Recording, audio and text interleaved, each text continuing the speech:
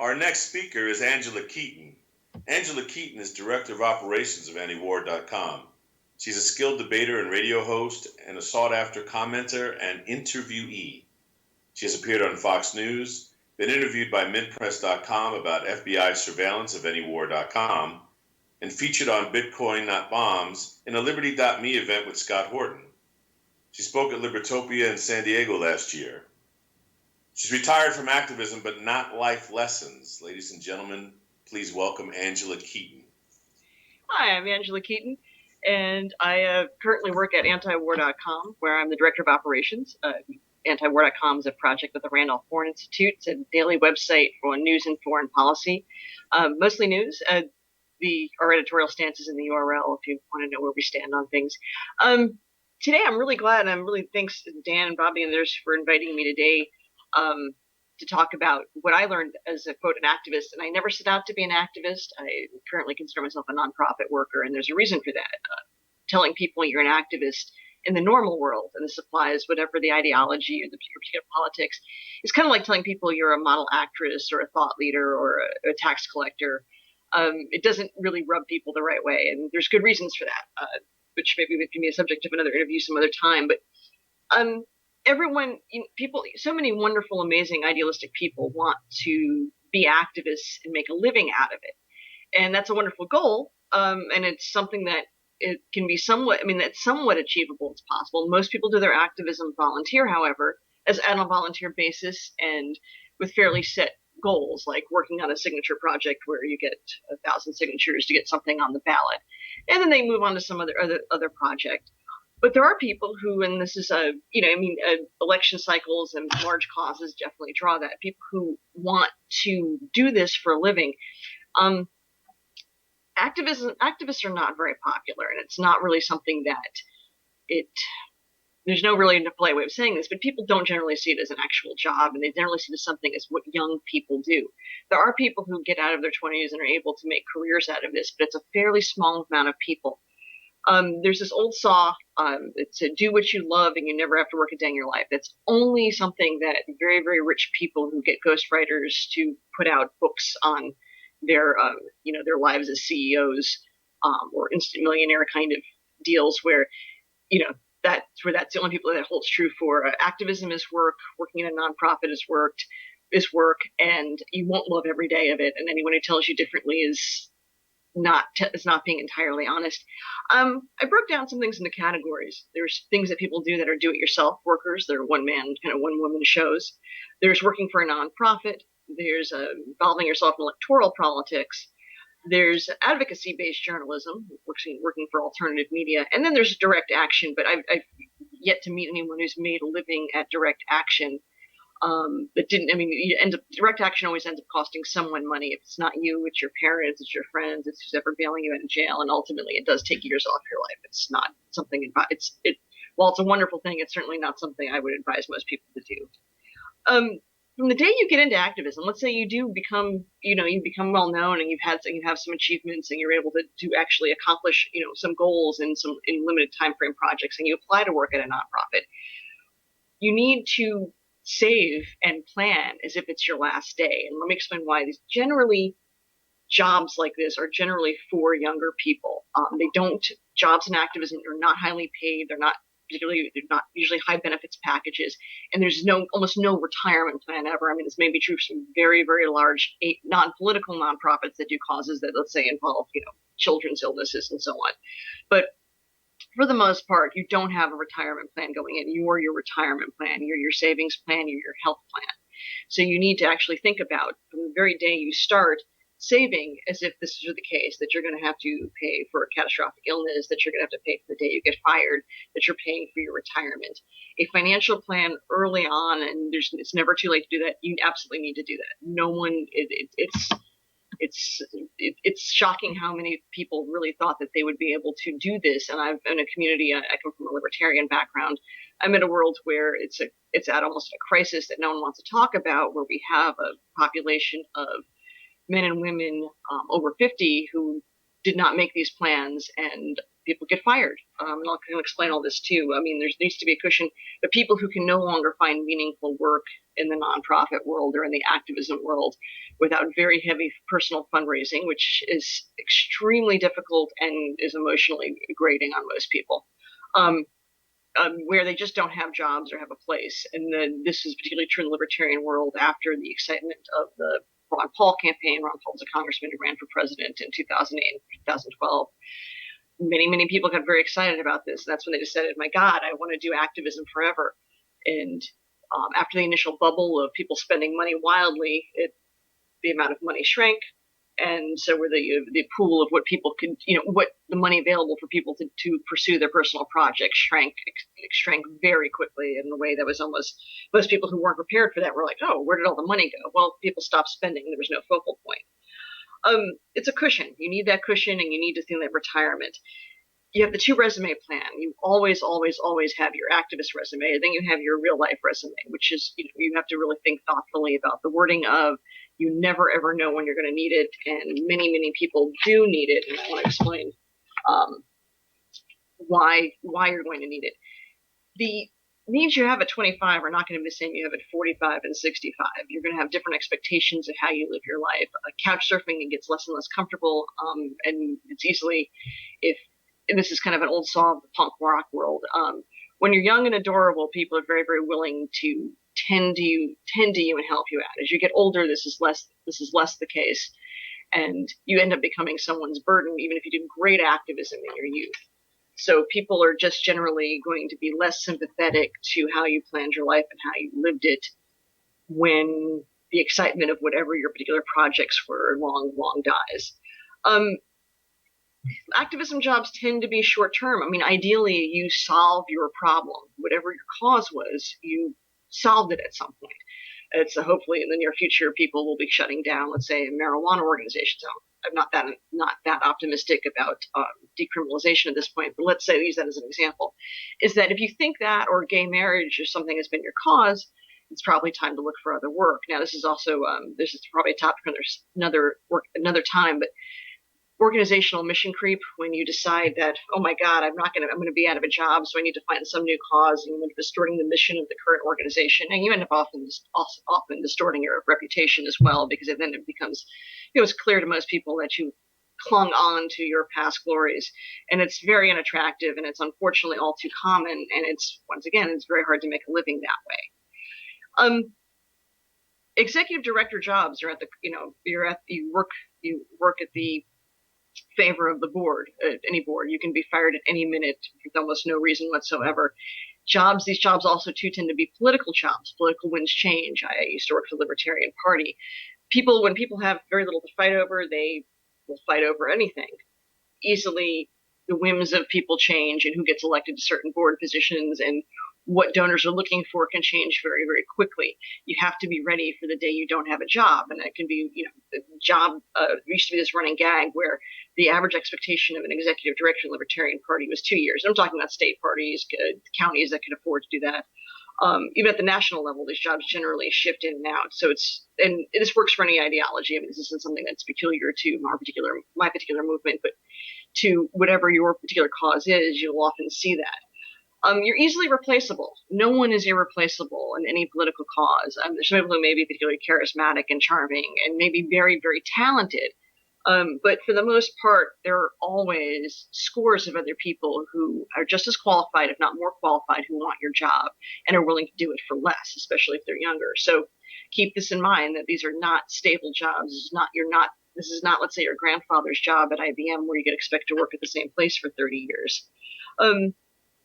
It's also, too, even the most difficult jobs, like the ad sales and fundraising and signature gathering, very easily replaceable. There are always people who are better at it, and you'd be surprised. It's a world full of talent and not enough jobs. It's also in the area of, when you're dealing with independent journalism, people are very unforgiving about mistakes that are made, or misreporting, or theories and ideas that fall apart very quickly. Unless you have a rock solid reputation and you're very good at making corrections or explaining where you went wrong. It's very, very easy to be fired and be out of a job and not be able to find more work in journalism.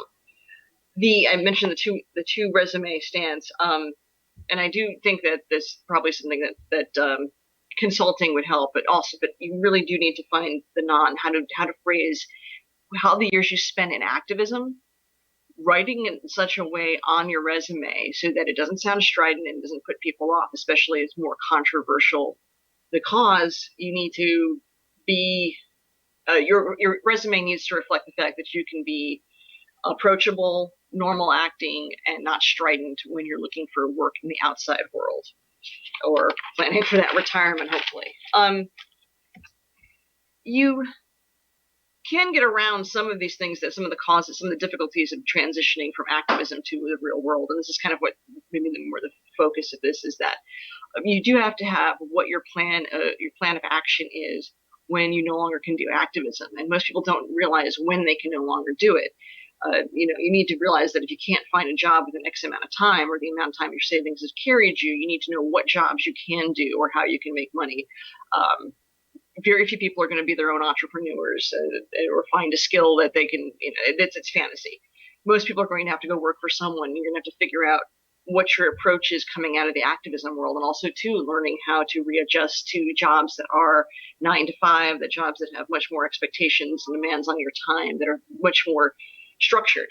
Many people if you work in nonprofits, you're used to working in very laid back offices or at home.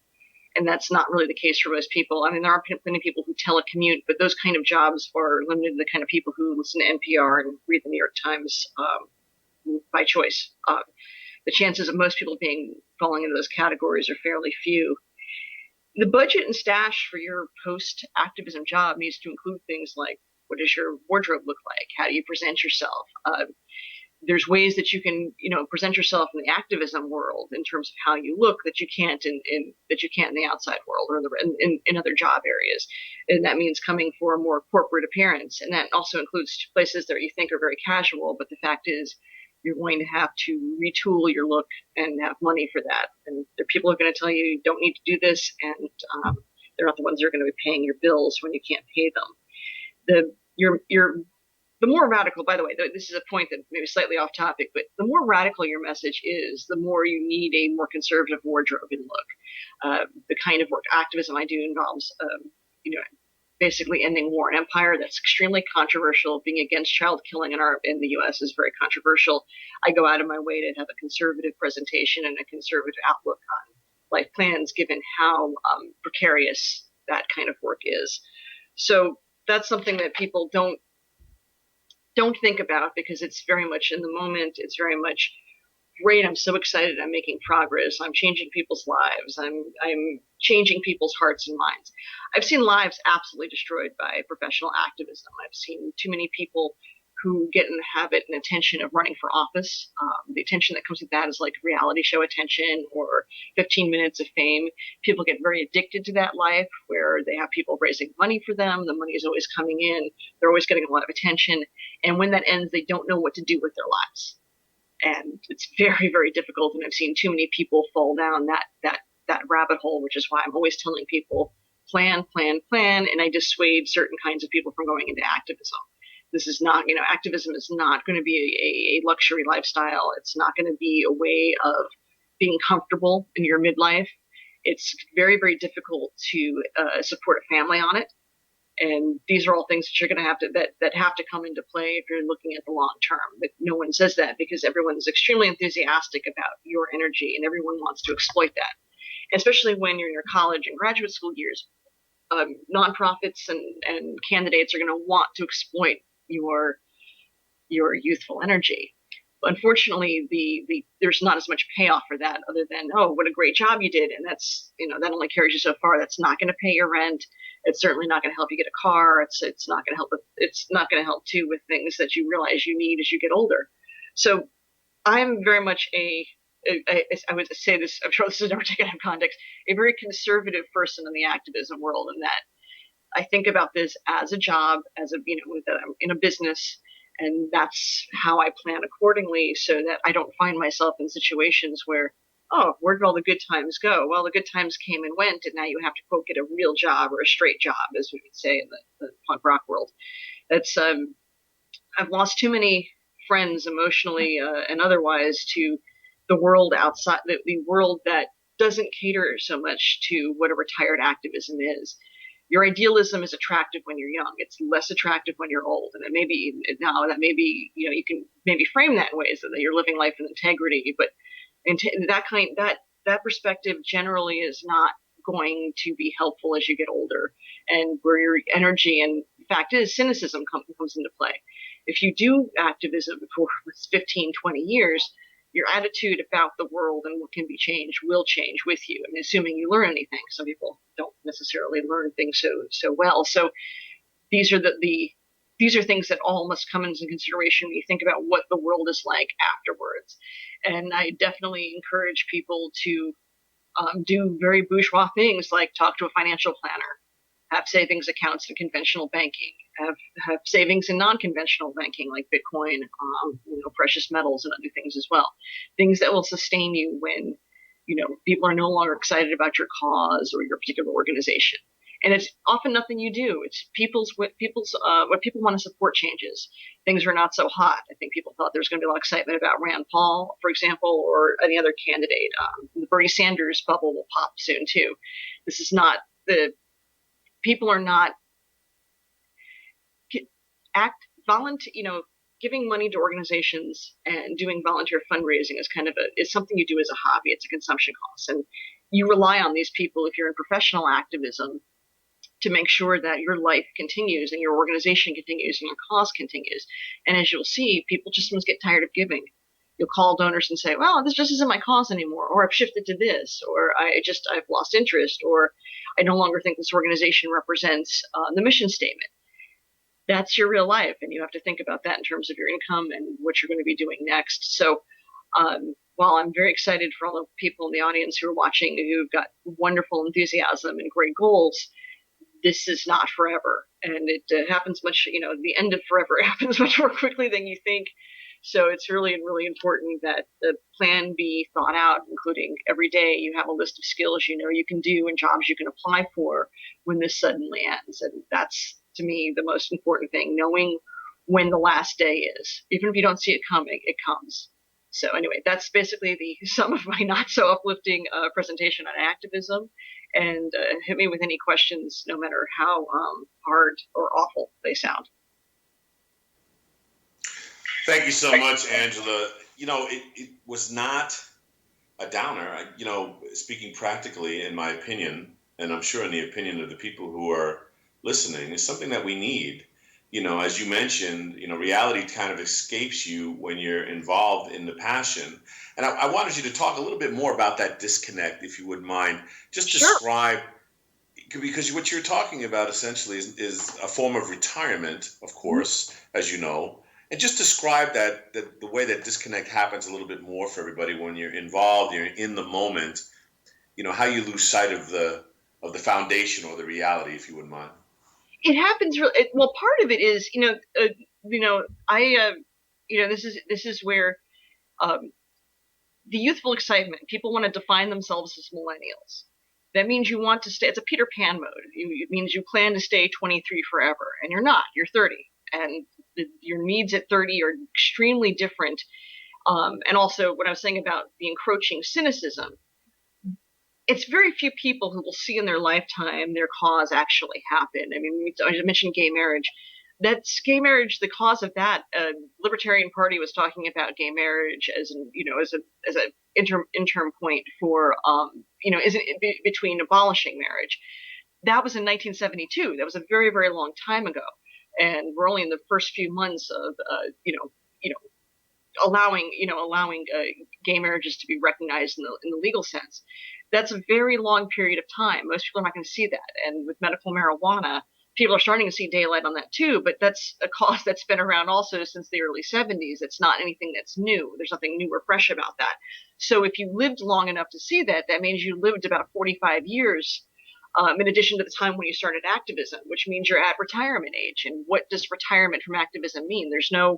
You didn't think about that because social networking and youth culture generally tends to be in the moment, and the world of being adorable on YouTube or being funny on Facebook or Twitter, people are much more tolerant of that when you're young and used to people patting you on the head or telling you how attractive you are. In those moments, how people react to these things. It's you get very instant gratification. You get used to sort of an attention, and a lot of people like that. If you're more of an introvert like I am, you just assume lock the door and not speak to people. But that's kind of rare. And this is that most people who do well at actives and the most successful people, especially in fundraising, are going to be extroverts. And those people tend to like more attention, but the attention will stop, and your cause gets old. No matter how morally righteous it is, people get tired of hearing about it. Oh God, here's Keaton talking about dead babies again. I mean, no one wants to hear about it all the time. It gets tiring to other people who are not as caught up as you are in that passion.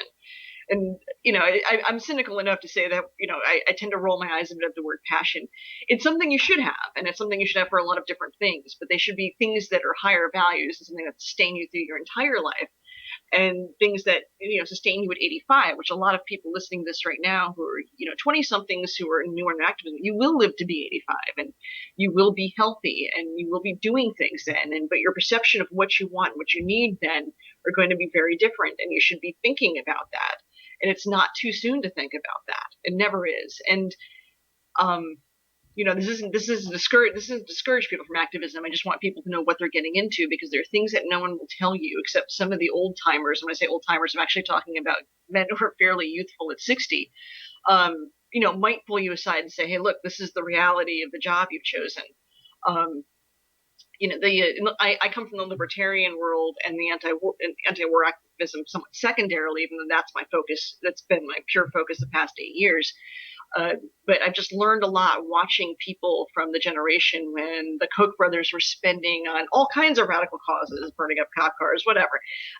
Wonderful things. But, that gravy train ended and the Kochs became more conservative and that money went away. A lot of people wrote newsletters. Newsletters were a great way to make money and a great way to exploit different audiences. And that requires sensationalism and scare tactics. Same things with alternative media that has less integrity, where it relies a lot on sensationalism. People get tired of that. Really, people will get tired of it, and people sense that, and they people will turn on you. Things that were amazingly popular in 2000, prior to let's say before the age of Twitter and Facebook, when people still did cable access shows. And it sounds quaint now, but that was a big thing then. People, the world, the activism world keeps changing, in part with the technology and the way people see things. And also, too, people who are major patrons of certain causes will stop being patrons, or they will die, not leaving you thousands and thousands and thousands of dollars to spend as you wish. So most people don't see that in the moment. And when you're young and your time preferences and, the world is different because people treat you very differently. You don't think about that end goal, which is also why I tell people to still pursue conventional educations. You get conventional professional skills. I know this is a new world, and you're going to be changing jobs 6 times. That's true if you're the kind of person who reads tech articles. That's not true for most people. Most people are going to be doing what they're going to be doing for a long time, and you need to plan for that in the outside world. In the activism world, it's short time. You have a short time, and lots of great names come and go, and lots of great talent comes and go. Very, very few people stay in the game for a long time or have the ability to stay in it. And some of those abilities rely on having top-notch skills. Other things rely on having dysfunctional personalities. So it's a balance of things. You see, as you get older, you'll see a split between the people who've stayed in it because they're really good at their job and they have these abilities and they're still dynamic, and they stay youthful not by pulling their skin back, but by staying in touch with what people are doing, with latest, how activism keeps growing and changing with technology and social media. Then you also see too the people who just can't leave because they don't know what else to do with their lives, and they're either they don't have the skills, or they're very addicted to having lots of people pay attention to them. And so that's why I have sort of what I would say a bad attitude, but I think in the long run it's a more constructive one, since my plan is laid out, and people and those who I see that are like people that I look up to, and the people that I see that are the most successful, they have a plan too. Anybody watching the clock? To be candid, Angela, I have to tell you that I think your presentation is one of the most important I've ever heard. And in the ACCON conferences that we've had, this is now our third one, and I really appreciate it. And I will echo that it is important to our younger activists, particularly, to pay attention to what you're saying. And we appreciate you coming on to the show. And thank you so much, Angela. And I'm also too happy to have, if anyone wants to write me, it's angela@antiwar.com or keaton@antiwar.com. And I'm really easy to find just by, hitting a search engine. I actually broadcast widely my telephone number. So if people want to pick up the phone and call and just ask questions also afterwards, that's fine. Fantastic. Thank you so much, Angela. We really appreciate you coming on and really appreciate what you talked about. Thank you.